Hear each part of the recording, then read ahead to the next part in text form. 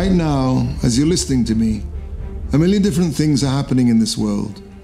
Millions of lives are beginning and millions ending. A vast cacophony called life in all its rawness and gentleness is being played out on this ball turning silently in space. It all seems so chaotic. Great evil is going unpunished and great goodness is going unrewarded. Where is God?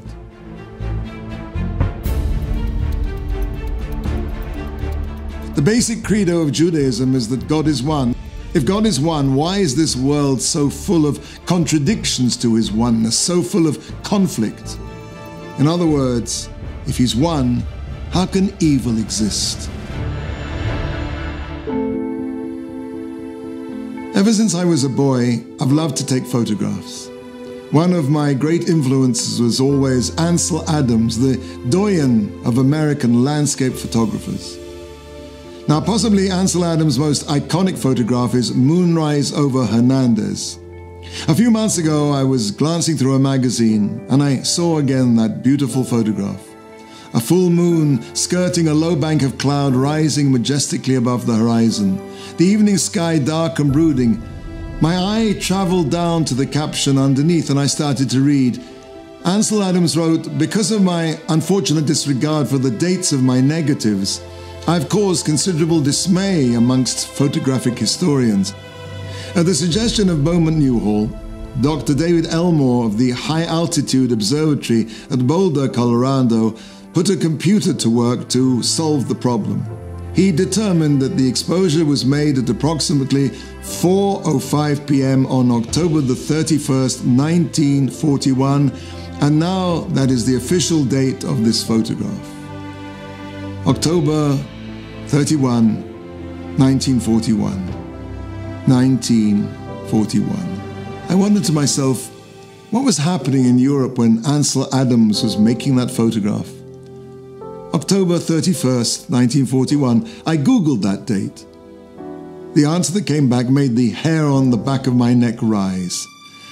On January the 20th, 1942, at an idyllic lakeside house in Wannsee near Berlin, there was an intramural meeting attended by Heydrich Eichmann and other Nazi leaders, Yamach Shemam, may their names be blotted out. This is how the report begins. The following took part in the conference of the final solution, the Endlosung of the Jewish question. There it was in front of me. The final solution. I was reading the death warrant of the Jewish people.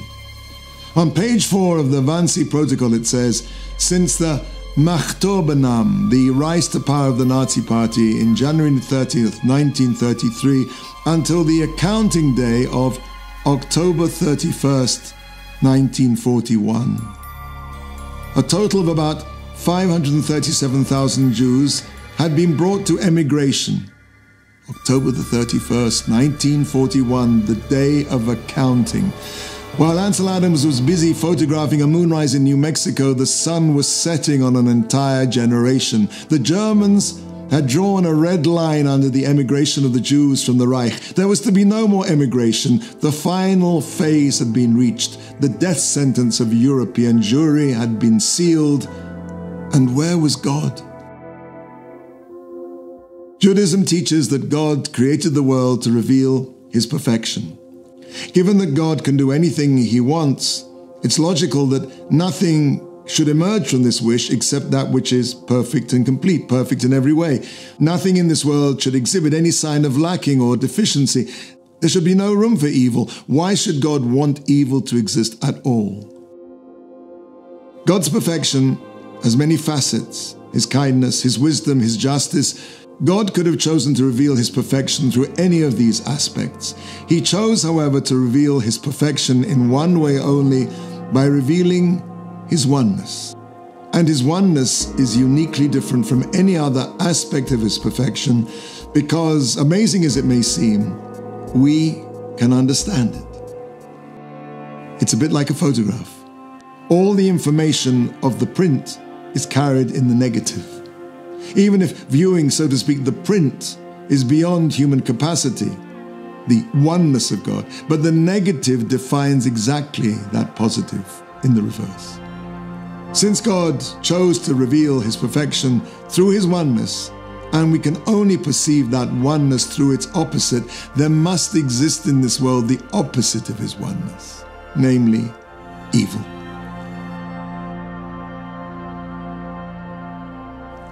But this is no mere spectator sport.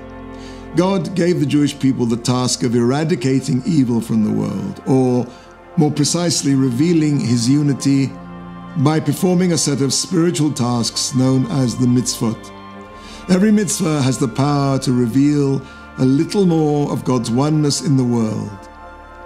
It's like a dirty window through which the light cannot penetrate. The light itself is in no way diminished by the dirty window, it's just that the light can't go through that window. God's oneness is not diminished in any way by the existence of evil, it's just obscured by it. Every mitzvah cleans away a little of the dirt from that window until the light shines undimmed. One day, very soon, God will show us his utter dominion over all that exists, and our perception of that oneness in its most complete form will come from having been the agents through which God's oneness was revealed.